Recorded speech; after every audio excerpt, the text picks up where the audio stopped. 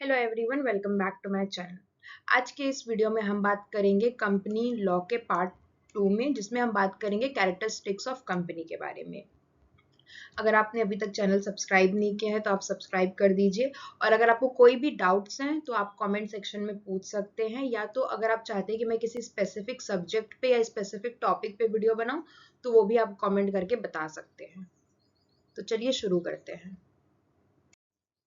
Company law के unit 1 में हमने meaning and definition of company देख लिया है। इस वीडियो में हम देखेंगे कैरेक्टरिस्टिक्स ऑफ कंपनी, और नेक्स्ट हम देखेंगे कॉर्पोरेट पर्सनालिटी, फिर हम देखेंगे लिफ्टिंग द कॉर्पोरेट वेल, फिर registration and incorporation of company, then procedure of incorporation, then memorandum of association, then doctrine of ultra vires, then articles of association, and then doctrine of indoor management. ये है सिर्फ unit 1 के topics.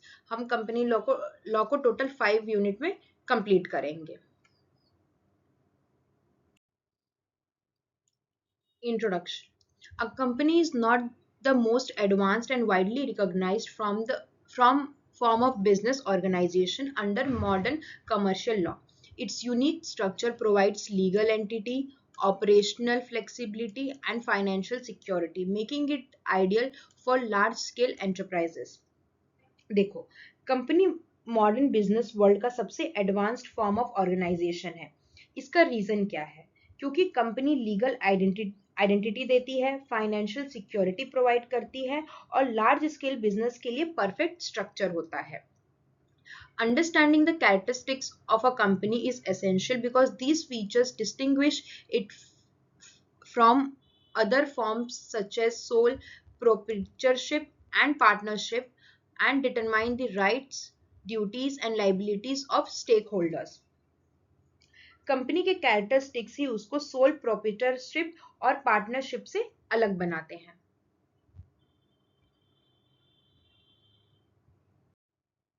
Next is meaning of company. A company is a voluntary association of persons formed for a lawful purpose, incorporated under law, having a separate legal identity. As per Section 220 of the Companies Act 2013, a company is one incorporated under this act or any previous company law. Company होती है voluntary association of person, जो कि lawful purpose के लिए बनी होती है और लॉ के अंडर इनकॉर्पोरेट भी होती है, और इसकी एक सेपरेट लीगल आइडेंटिटी भी होती है।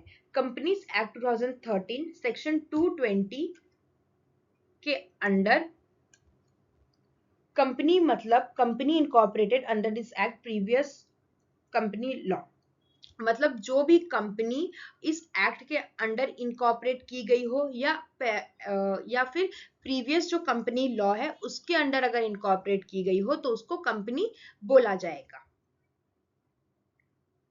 अगर इनकॉर्पोरेशन नहीं हुआ है तो उसको कंपनी नहीं माना जाएगा।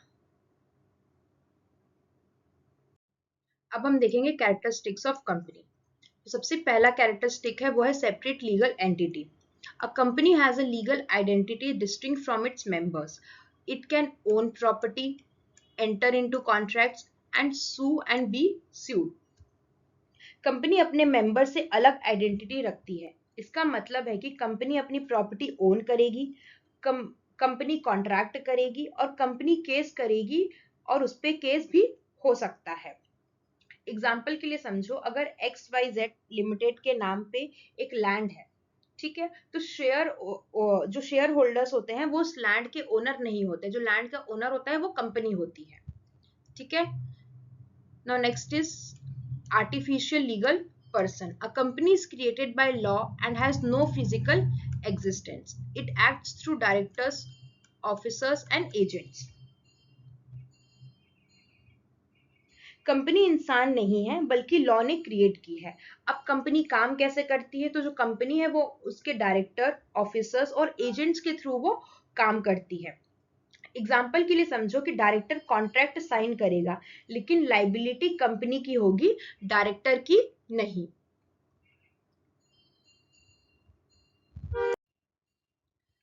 थर्ड है perpetual succession. The company continues to exist irrespective of changes in membership.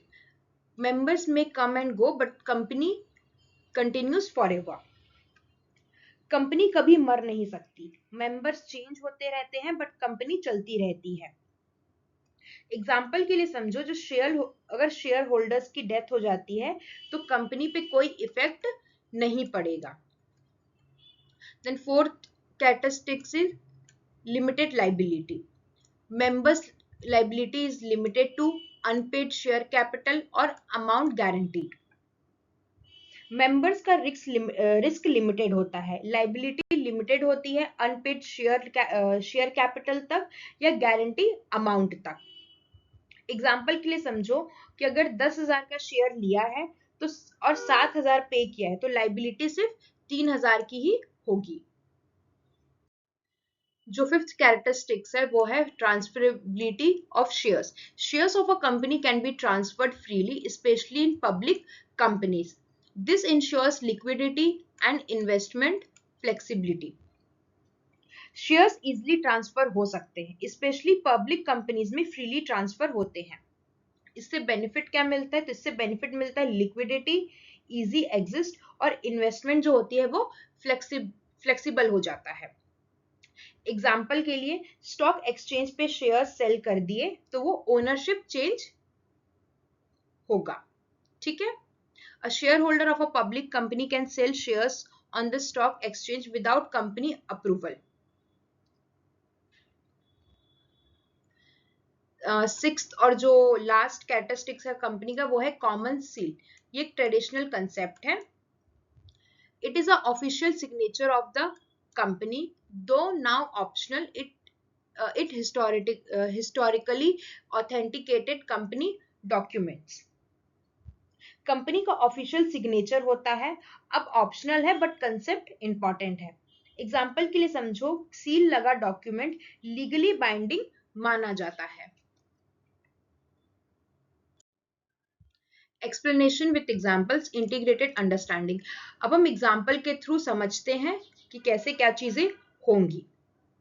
ठीक है. सबसे पहला है टेक्स अ लोन, मतलब लोन लिया तो कंपनी लाइबल होगी और ये एक सेपरेट एंटिटी में आता है.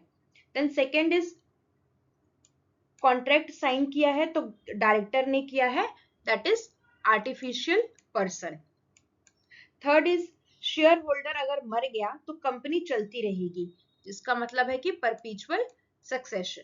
नाउ थर्ड इज लॉस हुआ तो शेयर होल्डर का जो शेयर होल्डर है उसका लिमिटेड लॉस होगा, लिमिटेड लाइबिलिटी. ठीक है. जितनी उसने लाइबिलिटी, मतलब जितना उसने शेयर लिया था तो कंपनी भी उतने के लिए ही लाइबल होगी. देन शेयर्स सोल्ड, शेयर्स अगर बेच दिए तो ओनरशिप चेंज हो जाती है, दैट इज ट्रांसफरेबिलिटी. अब हम बात करेंगे लीगल इम्प्लीकेशंस की. These characteristics have important legal consequences. Companies के जो कैरेक्टरिस्टिक्स हैं वो बहुत ही ज्यादा कुछ इंपॉर्टेंट लीगल कॉन्सिक्वेंसेज रखते हैं. किस पे रखते हैं? मेंबर्स पे रखते हैं, कंपनी पे रखते हैं और क्रेडिटर्स पे रखते हैं. सबसे पहले हम बात करेंगे मेंबर्स की. तो फॉर मेंबर्स पर्सनल एसेट्स जो होते हैं वो प्रोटेक्टेड होते हैं. देन सेकेंड, कंपनी प्रॉपर्टी पे डायरेक्ट राइट नहीं होता है. And third is shares freely transfer कर सकते हैं. अब अगर हम कंपनी की बात करें तो कंपनी इंडिपेंडेंट लीगल पर्सन है. ठीक है. और उस पे केस, मतलब कंपनी केस कर सकती है और कंपनी पे भी केस हो सकता है. और वो क्या है, प्रॉपर्टी ओन भी कर सकती है कंपनी. अगर हम बात करेंगे क्रेडिटर्स की तो सिर्फ कंपनी एसेट्स ही रिकवरी होगी और शेयर होल्डर्स के पर्सनल एसेट से नहीं, एक्सेप्शंस छोड़ के. आगे के वीडियो में हम इसके एक्सेप्शंस भी देखेंगे. अब हम देखेंगे लैंडमार्क जुडिशियल प्रोनाउंसमेंट, जो कि कैरेक्टरिस्टिक्स ऑफ कंपनी से रिलेटेड है. सबसे पहला है Solomon versus Solomon corporate limited. Facts की बात करें तो mister Solomon incorporate a company and held majority shares. Mister Solomon जो थे वो कंपनी के उन्होंने एक कंपनी बनाई और जो मेजॉरिटी शेयर्स थे वो मिस्टर सोलोमन के पास ही थे. अब इशू ये रेज होता है कि whether the company is merely an agent of mister Solomon. Judgment में ये आया, the company is a separate legal entity and independent of its members. Principal की बात करें तो establishes a doctrine of corporate personality and members are not liable beyond their shareholding. जो जब इसमें जब जजमेंट आया तो जो प्रिंसिपल लगा वो था डॉक्ट्राइन ऑफ कॉर्पोरेट पर्सनालिटी का जो डॉक्ट्राइन है वो स्टैब्लिश किया गया, और ये भी बोला गया कि जो मेंबर्स हैं वो अपने जितना भी उनके शेयर्स है वो सिर्फ उन्हीं के लिए ही मतलब लाइबल है। ऐसे समझो कि company is equal to separate legal entity even अगर एक ही पर्सन कंट्रोल करे। इंपॉर्टेंस के लिए समझो कि foundation of a company law, ये जो केस है वो कंपनी लॉ का फाउंडेशन बना। Second is Lee versus Lee's air farming limited. अब इसमें जो प्रिंसिपल फॉर्म हुआ वो ये था, a person can be both owner and employ of a company reinforces separate legal entity. एक पर्सन साइमल्टेनियसली शेयर होल्डर भी हो सकता है और एम्प्लॉय भी हो सकता है। Third is Macaura versus Northern Assurance corporate limited. Principle जो इसमें स्टैब्लिश हुआ वो ये था, shareholder has no insurable interest in company property, confirms distinction between company and members. Shareholder का कंपनी प्रॉपर्टी पे डायरेक्ट इंटरेस्ट नहीं होता, separate legal identity concept strong होता है।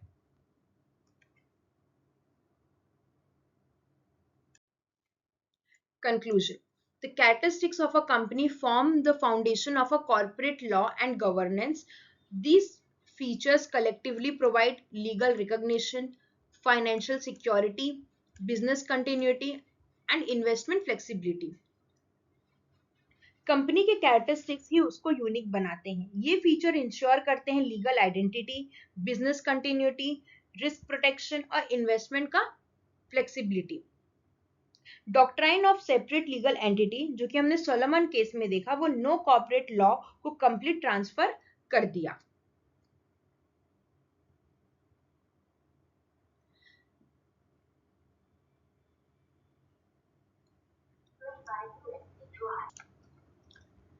The doctrine of separate legal entities, supported by the landmark cases like Solomon versus Solomon, has revolutionized business structures worldwide. Thus, understanding these characteristics is crucial for interpreting corporate rights, obligations, and liabilities in modern legal systems. आज का ये topic हमारा यहीं पे complete होता है। अगर आपको कोई भी डाउट है तो आप कमेंट सेक्शन में पूछ सकते हैं। अगर आपने अभी तक चैनल सब्सक्राइब नहीं किया है तो आप सब्सक्राइब कर दीजिए। वीडियो पसंद आया हो तो लाइक कर दीजिए। और अगर आपको कोई भी डाउट्स हैं या आप कुछ भी पूछना चाहते हैं लॉ से रिलेटेड तो आप कमेंट सेक्शन में पूछ सकते हैं, मैं आपको जरूर आंसर करूंगी। तो मिलते हैं अगले वीडियो में जिसमें हम बात करेंगे corporate personality under company law के बारे में। ठीक है, तो मिलते हैं नेक्स्ट वीडियो में। Bye bye.